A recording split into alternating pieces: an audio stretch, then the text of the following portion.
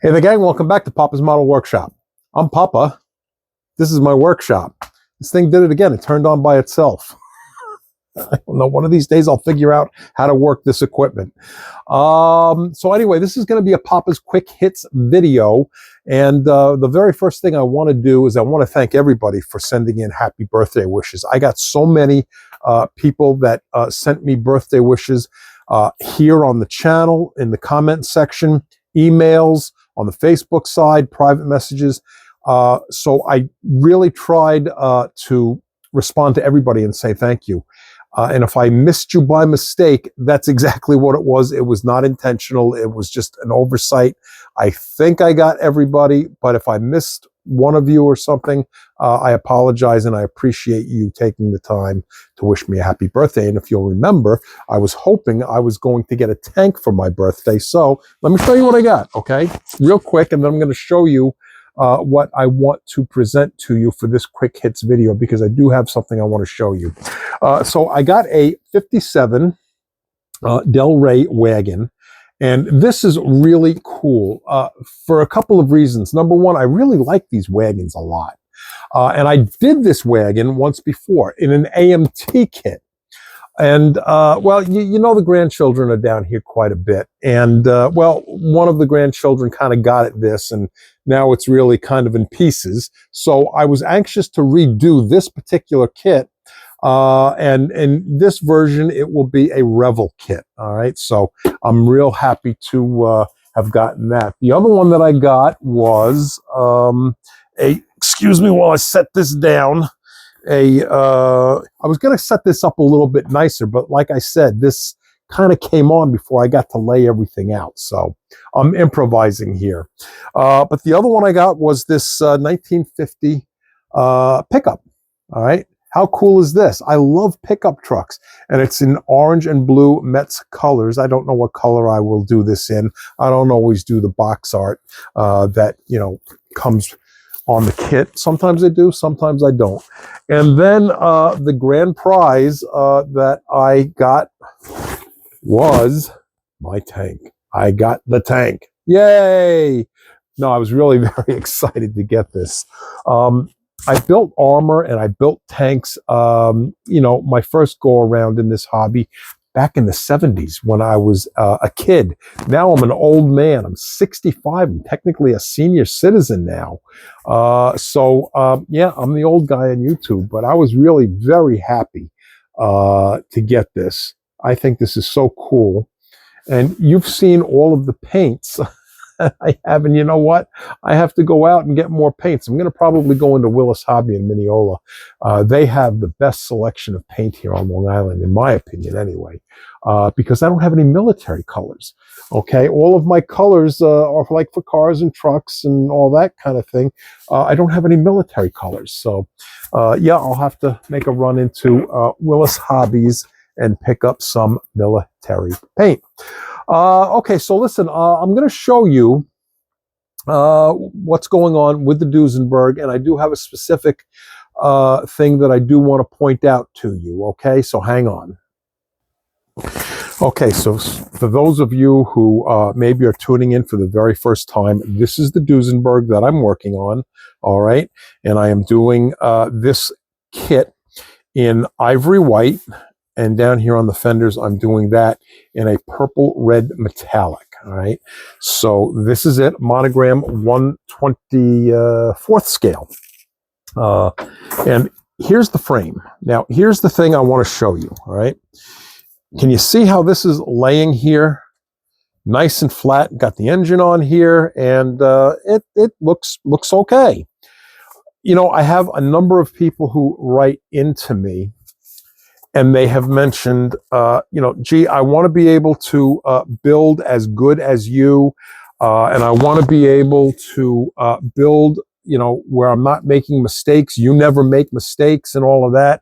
Well, I make my share of mistakes, trust me. And as far as building as good as me, well, I'll be really honest with you. I would consider myself, if I was being fair and objective, I would consider myself to be a mediocre model builder. I am not a master model builder at all, and I do make my share of mistakes. And the reason I am taking the time to explain this to you is, number one, don't compare yourself to others. Just enjoy your time at the bench. That's what the hobby is really all about, is spending the time at your bench. And if you're like me and you anticipate getting back to the bench and you look forward to it, then that's how you know you're really locked into this hobby, and I certainly do. I've mentioned to you before that I'm mostly retired from my business as my son is taking over the business. I still get up at 6 a.m. and I run down here, and I can't wait to get to my workbench every single day. But getting back to, quality of build or comparing or thinking that people that you see on YouTube don't make mistakes and so forth. Well, I'm going to show you. Okay. As I said, this is laying here nice and flat. Now, all right. Yesterday, this frame was like this. It was twisted. All right. And it was up like this. Okay. And I also have mentioned in the past that you should take your time. All right. Don't rush. Be patient and take your time. Look at what you're doing. All right. It pays you dividends in the end. Well, I guess I rushed this a little bit, and I didn't really take the time to look and see. And the reason this frame was kind of bent like this and sitting up, all right, was because, can you see right down in here where this pin, okay, this pin attaches to the frame, there's a little pilot hole in there, all right, where the pin goes in. All right, and if you put that in correctly and you put in the pin on the opposing side, theoretically, it should be nice and level, okay? Well, you know what? Upon going back and looking at this closer, I missed the pilot hole. The pin was just above the pilot hole, which is why I recommend using something like this. These are magnifying visors, okay? Comes with a little magnifying lens, okay? And they switch in and out so you can see, all right? You can get these at Hobby Lobby, and this one is a lighted one, all right? So absolutely worthwhile, because being able to see what you're doing is kind of important.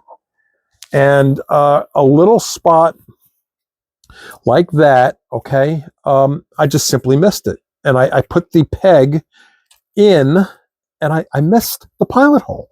And that's why this was lopsided, okay? So Papa makes mistakes just like everybody. So what did I do? Well, the first thing I did was I stepped away from my workbench, okay? Because your first impulse is to get mad. And you don't want to get mad and take this and throw it on the floor and stomp on it, okay? No, you don't want to do that. And I have read a couple of instances just within the last week or so of 2 or 3 people doing exactly that sort of thing, throwing their model across the room. And one guy did do that. He actually stomped on it. Don't do that. So that's why I say step away, calm down, come back with a calmer perspective, and then take a look and see why you're having the problem. And in this case, the problem was me missing that pilot hole, okay? 100% my carelessness and not looking close enough. I wasn't wearing my magnifying visor, okay? Another thing you can do, I'm going to see if I can get this to come down. Hang on a second. Can I do this? This is a magnifier, all right? Can you see that? All right, so you can use something like this, and this thing actually attaches right to my workbench. So have plenty of adequate lighting on both the left and the right. Okay, so you don't have shadows, and be able to see. Have reading glasses. Have the magnifier attached to your workbench like I just showed you, or the magnifying visors that you can put right on your head. All right, so that's what I did. I put my magnifying visors on. That's when I spotted the problem. How do I get that undone? Because what I used was Loctite super glue. Now, there's one thing you can do is you can use something like this. This is actually glue debonder, Bob Smith Industries, and can you see it says uncure? This will help to dissolve super glue. So that's one option. What I actually went and did was I went in with, grab this, excuse my arm, I used my X-Acto knife, okay? Now, I'm going to tell you what I did. I'm not going to go so far as to say that this is what you should do. I'm not going to recommend or endorse doing this. I'm going to simply show you what I did, and I'm going to let you make up your mind as to whether or not you want to try it or not. But with the X-Acto knife, and I've done this in the past, okay, you can get the blade right into the joint and just kind of twist it and break that glue bond, all right? Be careful doing that, okay? Because it would be very easy to actually snap the piece, all right? But I've done this in the past. It has worked for me. Have I gone in and done this and snapped a piece? Yes, I have. So this is why I am not making a full out recommendation of doing this. I'm just showing you that I have done this, and it has worked most of the time. Just be very careful if you elect to do this, because again, it's a knife, so you don't want to cut yourself either. So be real careful. And mostly, you know, if you need to get into a joint, you know, and just twist it, work it a little bit, and more times than not, I have found that it will break the glue bond. I'm sure I'm going to get a lot of blowback from people saying, no, that's stupid, and all of that sort of thing.